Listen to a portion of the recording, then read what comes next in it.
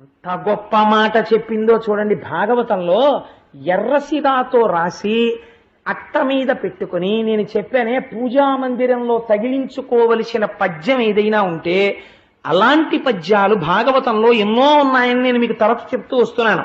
వాటిలో ఇదొకటి. ఆవిడ ఏం చెప్పిందో చూడండి. కలలోనన్మున్నిరుంగని మహా కష్టాత్ముడైనట్టి దుర్బలుడాపత్సమయంబునన్ నిజపదాబ్జాతంబు ఉల్లంబునం తలపన్ అంతన వచ్చి ఆర్తిహరుడై తన్నైన ఇచ్చున్ సునిశ్చిత భక్తి భావముల భజించు వారికి జడే సంపద్ విశేషోన్నతుల్. అది భార్య అంటే ఎంత గొప్పగా మాట్లాడిందో చూడండి. కలలోనంతన్మున్నిరుంగని మహా కష్టాత్ముడైనట్టి దుర్బలుడు వాడు ఎన్నడూ జీవితంలో భగవంతుడికి నమస్కారం చెయ్యడం అంటే ఏమిటో తెలియదు. భగవంతుడి నామం చెప్పి ఎరగడు. అసలు ఈశ్వరుడి యొక్క ఆస్తిక్యాన్ని అంగీకరించిన వాడు కాడు. నా అంతటి వాణ్ణి నేను అని తినడము తిరగడము తప్ప వేరొక మర్యాద తెలియనివాడు. అటువంటి వాడికి ఆపదొచ్చింది జీవితంలో. ఆపదొస్తే వాడు కలలో కూడా ఎప్పుడు ఈశ్వర అన్న మాట ఎరగని వాడు ఆ ఆపద వస్తే అప్పుడు గుర్తొచ్చాడు వాడికి భగవంతుడు. గుర్తొచ్చి ఆర్తితో ఈశ్వరా అన్నాడు. ఈశ్వరా అంటేట కృతజ్ఞుడా, ఇన్నాళ్ళు నేను నీకు జ్ఞాపకం రాలేదా, కష్టం వస్తే నేను గుర్తొచ్చానా అని అడగడట. అయ్యో ఇంత కష్టంలో నా నామం చెప్పారా అని ఆర్తితో పిలిచిన వాడి కోసమని పరిగెత్తుకొచ్చి వాడికి వచ్చినటువంటి కష్టాన్ని తీర్చడం కాదు, తన్నైన ఇచ్చున్ తనని తాను ఇచ్చేసుకుంటాట కృష్ణుడు. అదయ్యా కృష్ణుడంటే. అటువంటి మహాత్ముడైన కలలోనంతన్ మున్నిరుంగని మహా కష్టత్ముడైనట్టి దుర్బలుడాపత్సమయంబునన్ నిజపదాబ్జాతంబు ఉల్లంబునం తలపన్ అంతని వచ్చి ఆర్తిహరుడై తన్నైన ఇచ్చున్ సునిశ్చిత భక్తి భావముల భజించు వారికిడడే సంపద్విశేషోన్నతుల్. అలాంటి వాళ్ళకే ఎప్పుడో ఒక్కసారి ఈశ్వరాన్ని నమ్మి పిలిచినంత మాత్రం చేత ఆర్తి తీర్చి తనని తానిచ్చేసుకుంటున్నాడే. ఇవ్వలేదండి. ఇచ్చిన సంఘటనలు మీకు చూపిస్తాను. ఏమి తెలుసని వెళ్ళాడు. కాంచీపురం పక్కన ఉన్నటువంటి ఒక కుగ్రామంలో తోళ్లు కోసి చెప్పులు కుట్టుకునేటటువంటి ఆయన ఉన్నాడు. ఈ మధ్యనే వెంకటాచలంలో జరిగిన ఒక యథార్థాన్ని మీకు విజ్ఞాపన చేస్తున్నాను. ఆయన కొత్త చెప్పులు కుట్టి, ఆయనకేమొచ్చు, చెప్పులు కుట్టడం వచ్చంతే. ఆయన చెప్పులు కుట్టి, అది కూడా చిత్రం ఏమిటో తెలుసా అండి, పట్టుకెళ్ళి వెంకటాచల క్షేత్రంలో సమర్పించి పొంగిపోయి, మనం అనుకుంటాం కాటేజీలు తీసుకుని కాటేజీల్లో పడుకుని ఆర్జిత సేవ టిక్కెట్లు పుచ్చుకొని వెంకటాచలం వెళ్లి తలనీలాడివ్వడానికి మొహమాట పడిపోయేటటువంటి చదువుకున్న ప్రబుద్ధులున్న ఈ రోజుల్లో వెంకటాచలం పెడితే ట్రంక్ పెట్టి నెత్తి మీద పెట్టుకుని పిల్లలతో రోడ్ల మీద పడుకుని తలనీలాలు ఇచ్చి ప్రసాదం తెచ్చి పూజ చేసి పంచుకుంటారు వాళ్ళు భక్తులంటే. అటువంటి చెప్పులు కుట్టేటటువంటి వాడు వెంకటాచల క్షేత్రంలో స్వామికి చెప్పులు ఇచ్చి కొండ నడిచెక్కి స్వామికి నమస్కారం చేసుకుని పొంగిపోయిన హృదయంతో ఇంటికొచ్చాడు. ఇంటికొచ్చి ఇంట్లో కూర్చుంటే తన ఇంటి మేడ మీద ప్రతిరోజు అన్నం వండుకోవడానికి తినడానికి కావలసినంత డబ్బు లేక భార్య దొరికిన కాశీని బియ్యం నీళ్లలో తడిపి ఎండబెట్టి పిండి చేస్తుంది. ఆ పిండి ముద్దలన్నా చేసుకుంటారు, సంకట అంటారు, సంకటన్నా చేసుకుంటారు, అట్టుముక్కలు పోసుకు తింటారు వాళ్ళు. దానికోసం పిండి ఆరబోసింది.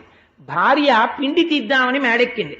ఆ పైకెక్కి చూసింది. మేడంటే వాళ్ళకి మేడ ఉంటుందా, ఆ ఉన్నటువంటి పాక మీద బట్టలాంటిది వేసి చిన్న మంచం మీద ఆ పిండి పోసింది, కుక్కలవి వచ్చి తినేయకుండా. ఆవిడ మళ్ళీ వెళ్ళి ఆ పిండి తీద్దాం అనుకుంది. ఆ పిండి మీద ఒక పాదం కనపడింది ఆవిడికి. రేఖా మజధ్వజ సుధాక లసాత పత్ర వజ్రాంకుశాంబురు హకల్పక శంఖచక్రై భవ్యైరలంకృత తలౌ పరతత్త చిహ్నై శ్రీ వెంకటేశ చరణౌ శరణం ప్రపద్యే. పద్మరేఖ, శంఖరేఖ, చక్రరేఖ, అంకుశము, అమృతపాత్ర వీటన్నింటితో కలిసి వెలిగిపోతున్న పాదముద్ర ఒకటే ఆ పిండి మీద కనపడింది. ఆవిడ చూసి ఆ పాదముద్ర చూసి పొంగిపోయి ఏమిటి పాదముద్ర అని భర్తకి చెప్పింది. ఆయన వచ్చి చూసి ఈ ముద్ర చూస్తుంటేనే అవ్యాజమైన ఆనందం వస్తోంది. పెద్దలు పంతులు గారిని ఎవరినన్నా తీసుకొస్తానని తీసుకొచ్చి చూపించాడు. తీసుకొస్తే ఆయన చూసి అయ్య బాబోయ్ ఇది వెంకటేశ్వరుడి పాదం రా అన్నాడు. వెంకటేశ్వరుడి పాదం పిండి మీద పెడితే ఆయన ఏం చేశాడో తెలుసా అండి, నాకేమొచ్చు, నా స్వామికి వచ్చి చెప్పిస్తాను. నా స్వామి కాలి సైజు తెలిసింది. మొన్న ఇంత చెప్పులే పట్టుకెళ్ళా, ఈ సైజుకి సరిపడ చెప్పు చెక్కుతానని ఒక తోలు పట్టుకొచ్చి తాను చెప్పులమ్ముకు బ్రతకవలసిన వాడు ఉన్న తోలు దాని మీద పెట్టి కోసేశాడు. ఒక్క చెప్పుకే సరిపోయింది. ఒక్క చెప్పు అందంగా కుట్టి తల మీద పెట్టుకుని నడుస్తూ వెంకటాచలం వెళ్లి కొండెక్కే మార్గంలో ఇచ్చేస్తానన్నాడు.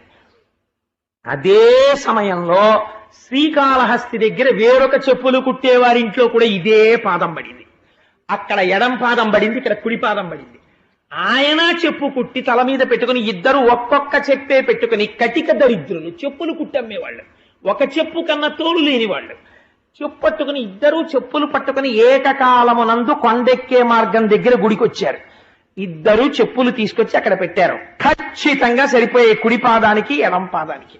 ఈశ్వరుడు ఇద్దరి చెప్పులు రాత్రి వేసుకుని మా అమ్మ అలమేలు మంగమ్మ దగ్గరికి వెళ్ళుండరు. కాబట్టి మీరు చెప్పండి, ఏం పోతన గారు చెప్పింది అబద్ధమా?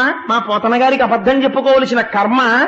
కలలోనంతన్ మున్నిరుంగని మహా కష్టాత్ముడైనట్టి దుర్బలుడు ఆపత్సమయంబునన్ నిజ పదాబ్జాతంబు ఉల్లంబునంతలపన్ అంతన వచ్చి ఆర్తిహరుడై తన్నైన ఇచ్చున్ సునిశ్చల భక్తి భావముల భజించు వారికిటడే సంపద్విశేషోన్నతుల్. అటువంటిది పరమభక్తితో ఈశ్వరా నువ్వు ఉన్నావని కొలిచిన వాడికి ఏమివ్వడయా? ఏ సంపదలైనా ఇస్తాడు. ఎందుకొచ్చిన దరిద్రమయ్యా మనకి? పిల్లల కోసమని ఒక్కసారి వెళ్ళవయ్యా కృష్ణ పరమాత్మ దగ్గరికి అంటే ఆయన అన్నాడు, నీవు చెప్పిన ఎట్లు రాజీవ నేత్రు పాద పద్మముల చేరుట పరమ శోభనంబు కాని చక్రహస్తునకిప్పుడు కొంపోవ కానుకేదైనా కలదె మనకు అన్నాడు. పెద్దవాళ్ళ దగ్గరికి వెళ్ళేటప్పుడు, స్నేహితుడి దగ్గరికి వెళ్ళేటప్పుడు, వృద్ధుల దగ్గరికి వెళ్ళేటప్పుడు, రోగుల దగ్గరికి వెళ్ళేటప్పుడు, గురువుల దగ్గరికి వెళ్ళేటప్పుడు రిక్తహస్తాలతో వెళ్ళం కదా. ఏదైనా కానుక పట్టుకెళ్ళాలి కదా స్నేహితుడికి. అందుకని ఆయనకి పట్టుకెళ్ళడానికి మన ఇంట్లో ఏమి కానుకుందే? నువ్వు చెప్పావు వెళ్ళమని, చాలా సంతోషం, వెడతాను. కానీ వెళ్ళి పట్టుకెళ్ళి కృష్ణ ఇన్నాళ్ళకి కలిశాం, స్నేహితుడి వీరిగో తీసుకో అని ఇవ్వడానికి నా దగ్గర ఏముంది అని అడిగాడు. అడిగితే ఆవిడంది, మనకున్నదే మనం ఇద్దామయ్యా.